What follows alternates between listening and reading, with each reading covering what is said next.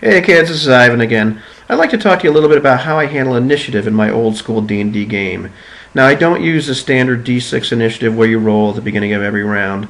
And if you want to know how to do that correctly, I suggest you check out the legendary Addict document by DM Prada online, because he does a great job explaining how first edition initiative and combat are supposed to work.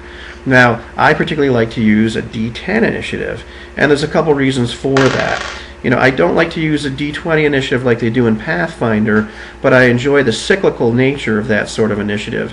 Now, D20, it makes sense when you have all these crazy bonuses you can get in a game like Pathfinder D20 where you can get like a +8 to your initiative, but it just doesn't work with a D10 initiative type thing. The other reason I like to use D10 initiative is because, rounds are divided into 10 discrete segments. In first edition, the rounds are technically supposed to be 1 minute long. I don't think it really makes a bit of difference whether the round is 30 seconds long, 60 seconds long, 20 seconds long. I personally kind of like a 20-second round. And you might have to mess with the move rates a little bit, but the move rates are a little bit slow. So 20-second round really doesn't bug me. But people like to roll high, so I let you roll high with your initiative, with your D10 initiative, and add your dexterity modifier. Now I use Moldvay modifier, so that means you can get as high as a +3 to your initiative, or as low as a -3 to your initiative. So people roll, they add their modifier, and then these get tied to actual segments in the round. Now, because people like to roll high, it's going to be a little bit backwards, so I made myself a little chart. So if you roll a 13, a 12, an 11, or a 10, this all happens on the first segment of the round. If you roll a 9, then it happens on the second segment of the round, all the way down to, like, if you roll a 1, a 0, -1, -2, that all happens on the last 10th segment of the round. And on those first and 10th segments of the round, when there's multiple numbers that can actually happen there, these all happen in rapid succession.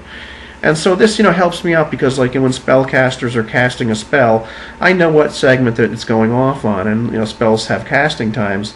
So somebody casts, a spell that takes 4 segments. Well, it's going to be the segment he casts it on, plus 3 other segments before it goes off, so somebody can hit him and mess up the spell. In terms of monsters that have multiple attacks, like a claw, bite, I technically usually just make all those go off on the segment they have. So if they rolled for the 7th segment, then that's what they get. That's when all those attacks happen. In terms of multiple attacks, like objects, like missile weapons have multiple rates of fire, like a bow.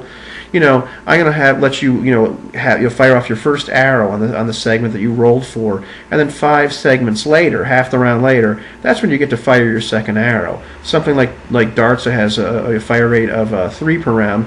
Then every 3 segments you get to fire off another dart, and usually by that time the enemy is closed on you. You can't throw darts anymore. In terms of a fighter that has 3 attacks every 2 rounds, it gets a little wonky because at that point they're going every 6 or 7 segments, and so their initiative place will kind of migrate in terms of where it is as combat goes on. But it's not that hard to keep track of.